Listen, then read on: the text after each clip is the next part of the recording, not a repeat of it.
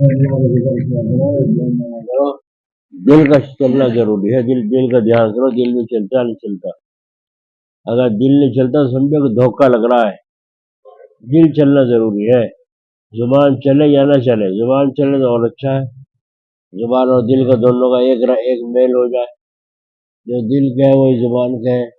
لیکن کچھ وقت، کچھ دیر کے لیے موقع لگا کے، ہونٹ بند کر کے اور زبان بند کر کے، صرف دل میں دل کیا کہہ رہا ہے؟ اللہ اللہ اللہ اللہ اللہ اللہ اللہ اللہ اللہ اللہ اللہ اللہ۔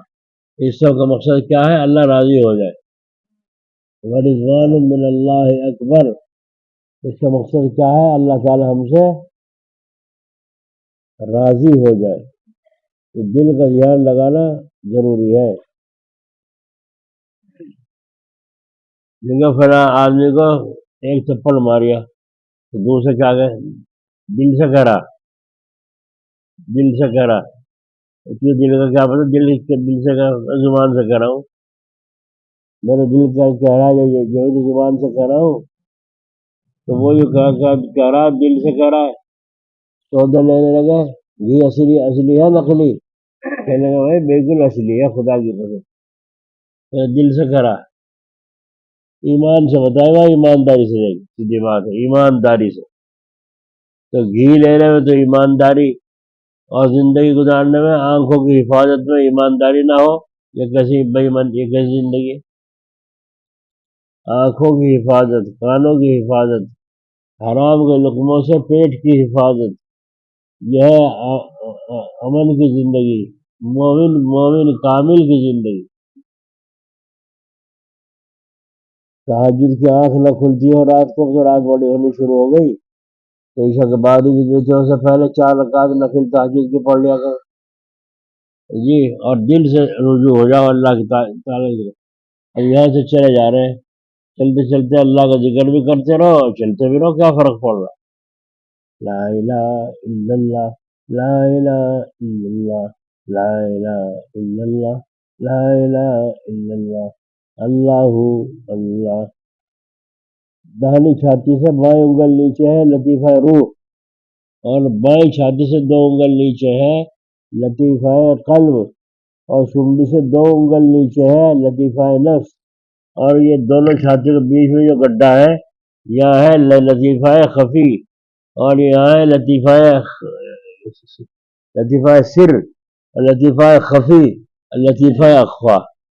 دونوں ابروں کے بیچ میں ہے لطیفہ خفی، اور بیچ میں دماغ کا ہے لطیفہ اخفا۔ جب آدمی اس طرح دھیان سے اللہ کا ذکر کرے گا تو ان ساری گھنٹیوں میں حرکت آئے گی، یہ ساری حرکتیں کرنے کی وجہ سے ساری وہ بول لے گی اللہ اللہ اللہ اللہ اللہ اللہ اللہ اللہ۔ شیطان کیا کہے؟ ارے اللہ اللہ کرو جائے گا، وہ دیکھ فلاں پردان کھا گیا سارے گاؤں کو، میرا پردان سارے گاؤں کو کھا لے گا۔ شیر تو کھاوے نہیں ریوڑ کو، شیر تو ریوڑ کو کھاوے ہی نہیں۔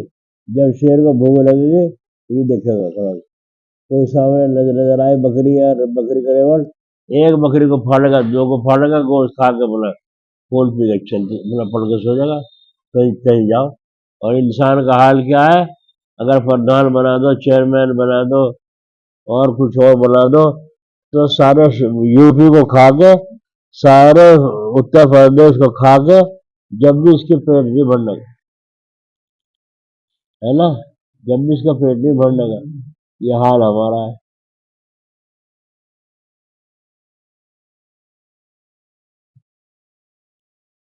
سمجھ میں آئی بات؟ تو ہمیں کسی کی غیبت سے کیا لینا، اپنے گور میں اپنا وہ سو گئے، اپنے حساب وہ پردھان دو چیئرمین۔ حدیث شریف میں ہے قیامت کے دن اللہ تعالیٰ کے دربار میں جب کھڑے ہوں گے تو لوگ دیکھ کر پہچانیں گے، ارے یہ تو فلاں ہے، یہ تو فلاں دروغہ ہے، ہمارے تھانے میں رہا تھا، ڈنڈا گھمایا کرتا تھا، آج زبان اس کی یہاں ناف پہ لٹکی پڑی ہے، اس دروغہ کی زبان یہاں ناف پہ لٹکی پڑی ہے، اور یہ کون ہے؟ یہ تو ہمارے علاقے کے MLA صاحب تھے. یہ تو بہت بڑا آدمی تھے. ان کی تو بڑی توتی چاہتی تھی. لیکن آج دیکھو گے قیامت کے دن حشر اللہ تعالیٰ کے سامنے زبان یہاں ناف میں پڑی ہوئی ہوگی اور منہ سے موار کی پھینک رہا ہوگا. یہ حال ہوگا ان حرام خوروں کا جو اللہ تعالیٰ کو بھلا کے بیٹھے. ابھی سے آنے شروع ہو گئے لوگ پردھانی کی دعا کروانے. میں کہتا ہوں کہ کیا پڑی ضرورت پردھان بننے کی؟ پردھان نے تو غلام گیری ہے کافروں کی. تو پردھان منتری بن کے دکھاؤ، حوصلے بڑھاؤ. پردھان منتری تم تو ان کے جوتے چاٹتے پھر رہے ہو بکاروں کے مہمانوں کے.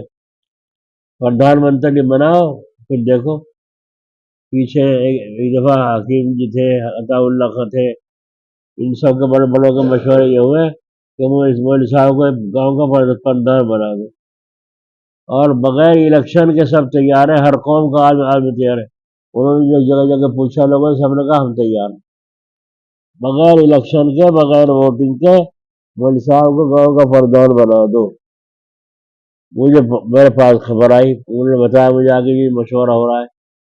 میں نے کہا پردھان بن کے کیا کریں؟ پردھان منتری بناؤ، یہ کچھ کر کے بھی دکھاؤ. یہ کچھ کرنے دیں گے نا پردھانوں کو، ہے جی. ایک سڑک سے یہاں سے توڑ تاڑ کے بنا دو، پاس کروا دو. اتنے ہیں، اتنی پاس کروا دو. اتنے روپے لگے، آدھی سیکرٹری کے، آدھی اس کے، آدھے پردھان کے، آدھے اس کے. لوگ کھا پی کے لگ ہوئے بنوا لو سڑک.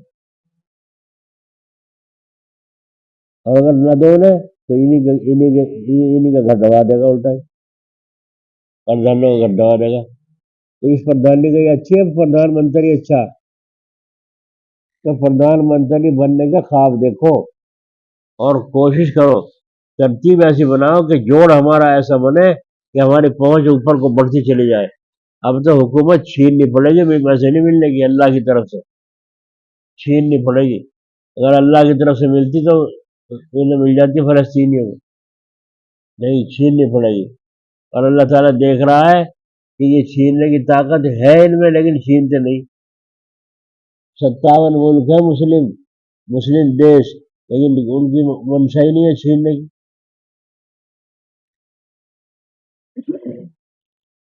تو اس لیے میں نے کہا تم اپنے گور کی فکر کرو، پردھانی کی فکر نہ کرو. یہاں 3-4 پردھان میرے سامنے ہوئے ہیں جی. کسی کا حال تو اچھا دیکھا نہیں ہم نے، کسی کا حال اچھا نہیں دیکھا. اور ہمارے یہاں کاضلے میں مولانا طاہر صاحب تھے، جو بینک کے پیسے ہوتے تھے جہاں مسجد کی دکانوں کے یا اپنی دکانوں کے جائیداد کے بینک کے پیسے سود کے ہوتے تھے، اس سود کو پیسے کو سال بھر میں نکلوا کر کے رکھ لیتے تھے.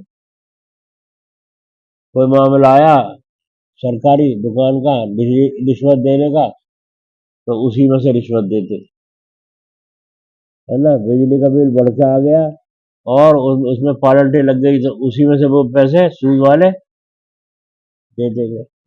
دروگا SP وغیرہ سارے بولنے لگے آگے چائے پانی پینے مل لے کسی کام سے تو ان کو چائے پلائی، مٹھائی کھلائی اسی پیسے سے.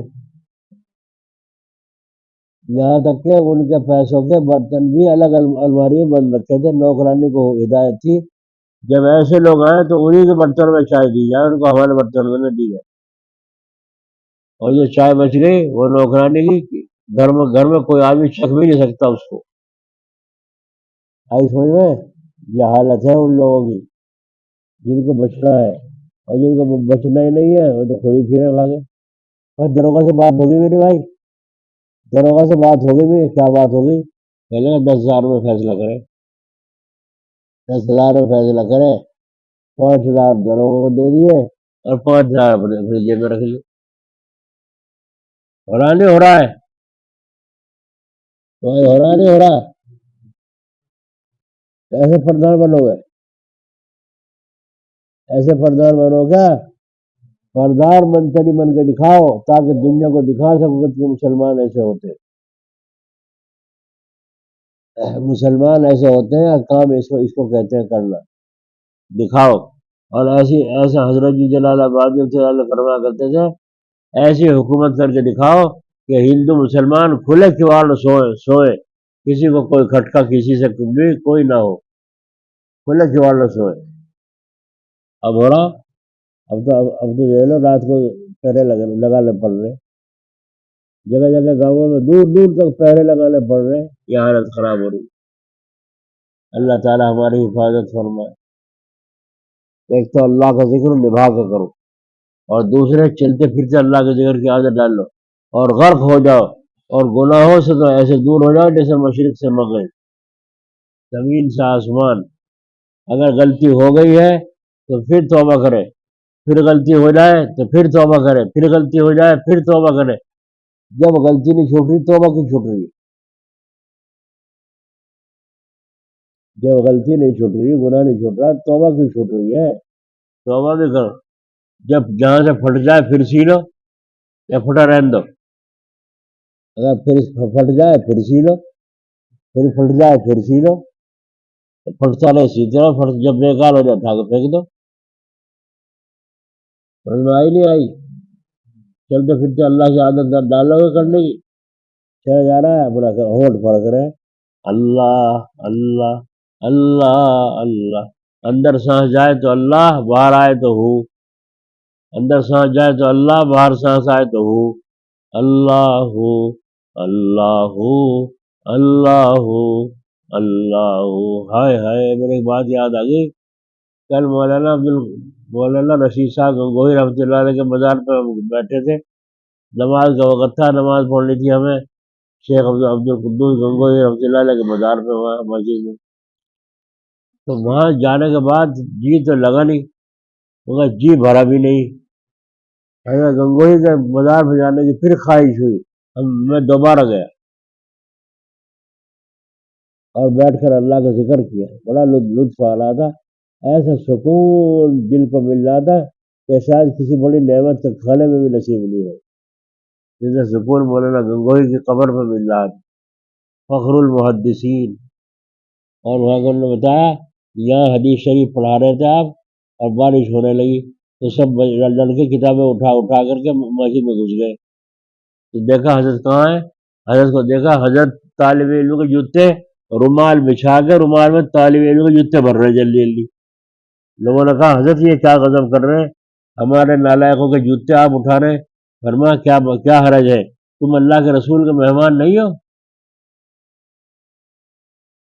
تم اللہ کے رسول کے مہمان نہیں ہو؟ تمہارے جوتے اٹھاؤ نہ اٹھا لوں تو کیا فرق پڑ گیا؟ اتنا اپنے آپ کو مٹایا تھا، رومال کی پرواہ نہیں، جوتے اٹھانے کی پرواہ ہے کہ اللہ کے رسول کے مہمانوں کے جوتے بھیگے۔ وہ کتابوں کی حفاظت کر رہے ہیں، مولانا گنگوہی ان طالب علموں کے جوتوں کی حفاظت کر رہے ہیں۔